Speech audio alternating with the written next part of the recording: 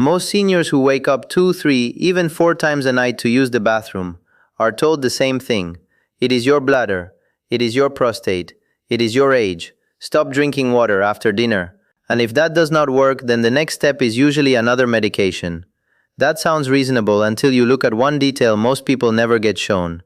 In older adults, nighttime urination is not always a bladder-first problem. Clinical guidance says nocturia can come from several different mechanisms, and one of them is a primary sleep disorder itself. In other words, sometimes you are not waking up because your bladder is forcing you awake. Sometimes you are already in shallow, fragmented sleep, and once you surface, the urge to urinate is simply the first thing you notice. That distinction changes everything. Because if the real problem is not only urine production or bladder storage but poor sleep depth, overactive stress signaling, and a nervous system that never fully settles, then the usual advice misses the mechanism. And once you miss the mechanism, you miss the intervention that might actually help. The intervention I want to walk you through is magnesium. Not as a miracle, not as a replacement for a medical workup, but as one of the few low-cost interventions with at least some randomized evidence in older adults for sleep, a plausible connection to cortisol regulation, and a small but interesting signal in urinary symptoms as well. Now, before I go any further, let me make one thing precise. The internet keeps repeating 400 milligrams before bed, as if that number is universally safe and universally correct. It is not that simple. The NIH Office of Dietary Supplements says adults need about 320 to 420 milligrams of magnesium per day, depending on sex and age from all sources combined, but the tolerable upper limit from supplements alone is 350 milligrams per day, unless a clinician tells you otherwise. That matters, especially for older adults, because kidney function, medications, and supplement form all change the risk profile. So this is not a blind megadose conversation. It is a mechanism conversation. And here is why seniors are the exact group where this matters more than most people realize. Older adults are more likely to have lower magnesium intake, lower absorption from the gut, and higher renal losses than younger adults. So when people say, "I have never thought about magnesium," that is not a trivial detail. It means the very age group, with the most complaints about light sleep, early waking, muscle tension, and nighttime bathroom trips, is also the group more likely to be on the wrong side of magnesium status in the first place. Here is the practical takeaway up front, because I do not like waiting until minute 15 to tell you what matters.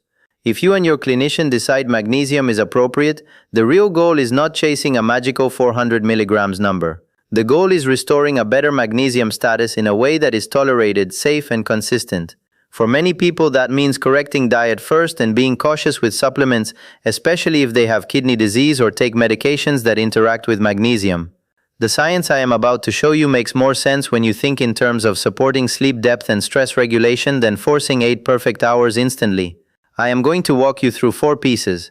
First, the cortisol piece, because this is where most older adults with middle-of-the-night waking never look. Second, the sleep architecture piece, because what magnesium seems to affect is not simply whether you feel sleepy, but how stable your sleep becomes. Third, the bathroom illusion, meaning why some people think their bladder is the main problem when sleep fragmentation is actually leading the process. And fourth, the dosing reality, including why the phrase 400 milligrams every night needs more caution than most videos ever give it. Let's start with cortisol. Cortisol is not evil. You need it. But when the timing or volume is off, sleep suffers. If you stay in a stress-ready state too far into the night, you drift into lighter, more interruptible sleep. That means more chances to surface at 1:30, 3:10, or 4:45 a.m. And once you are awake, even a modest bladder signal can feel urgent. That is why the phrase "I woke up to pee" can be misleading. Sometimes you woke up first, and peeing happens second. Magnesium becomes interesting here, because there is clinical evidence suggesting it may influence glucocorticoid metabolism. In one 24-week randomized trial using 350 milligrams per day, urinary cortisol excretion fell compared with placebo. That is not the same as saying one pill shuts stress off tonight, but it is enough to take the cortisol conversation seriously. There is another reason the cortisol piece matters. In an older randomized trial of elderly adults with primary insomnia, magnesium supplementation was associated with improvements in subjective insomnia measures and objective measures, including early morning awakening and serum cortisol. That does not mean the study settles the issue. It absolutely does not. But it tells you the idea is not made up. There is real human data behind the claim that magnesium may help some older adults sleep better partly through neuroendocrine effects, not just because it relaxes muscles. Now, this is where the conversation usually goes wrong online. People hear that magnesium might lower cortisol, and they imagine a dramatic sedative effect the first night. That is not what the evidence supports. The better interpretation is slower and much more useful. If magnesium status is part of the reason your nervous system remains too activated, then correcting that deficit may reduce how easily your sleep gets fragmented.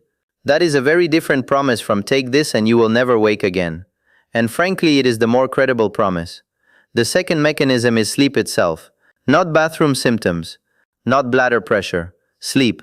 A systematic review and meta-analysis in older adults found that oral magnesium supplementation shortened sleep onset latency by about 17 minutes on average compared with placebo. Total sleep time improved too, but that improvement was not statistically significant, and the overall evidence quality was low to very low. That sentence right there is the sentence most channels leave out. The signal is promising, but the literature is still weak. So why do I still think it matters?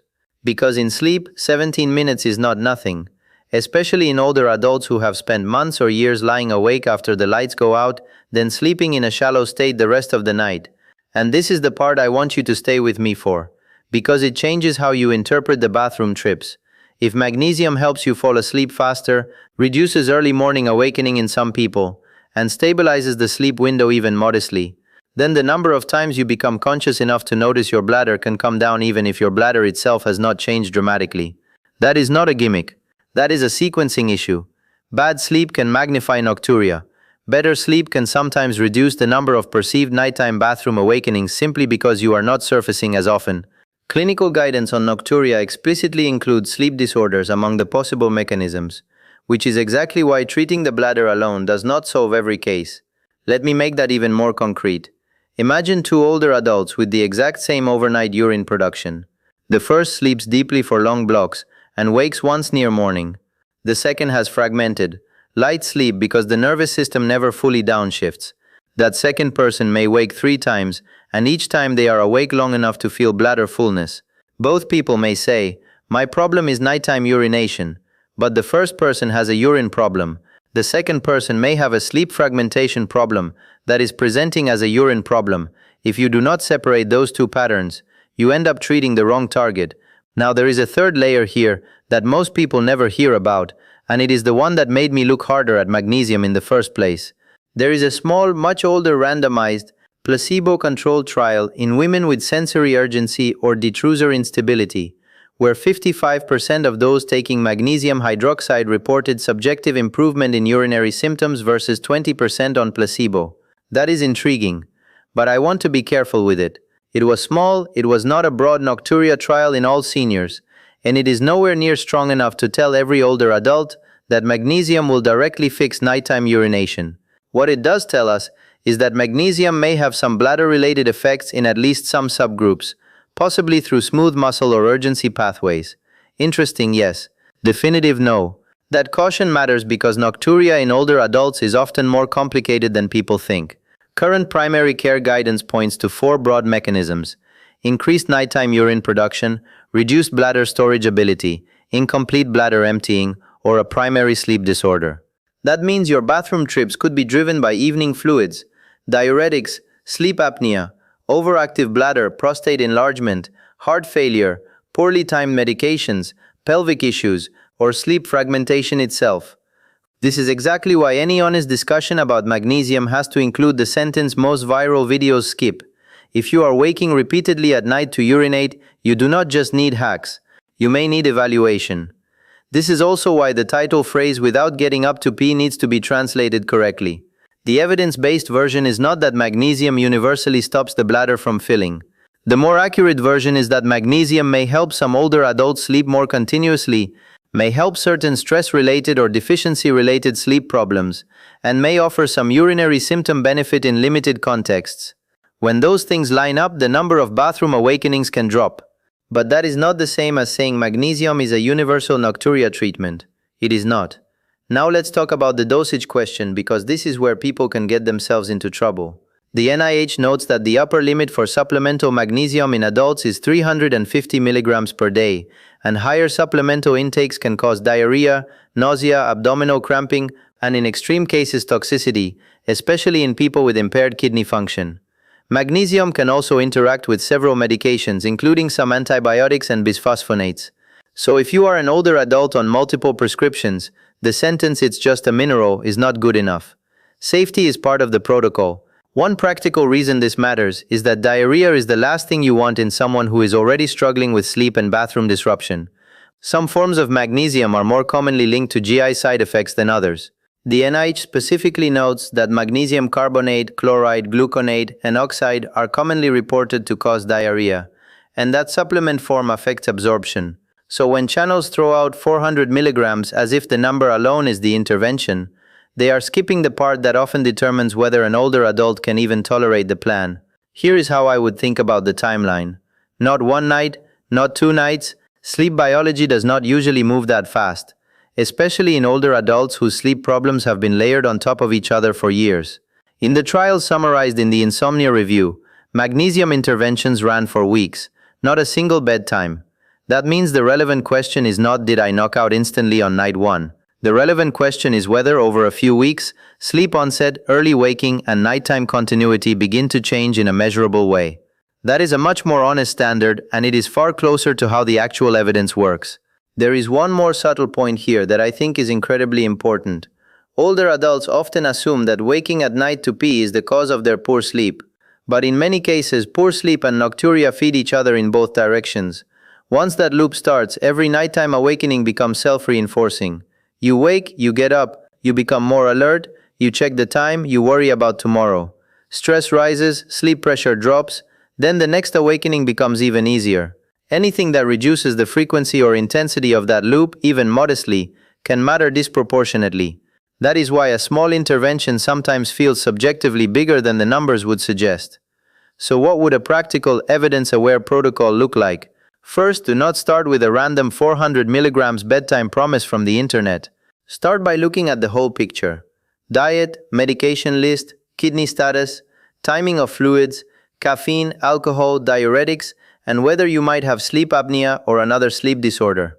Second, if magnesium is appropriate, use it consistently rather than sporadically.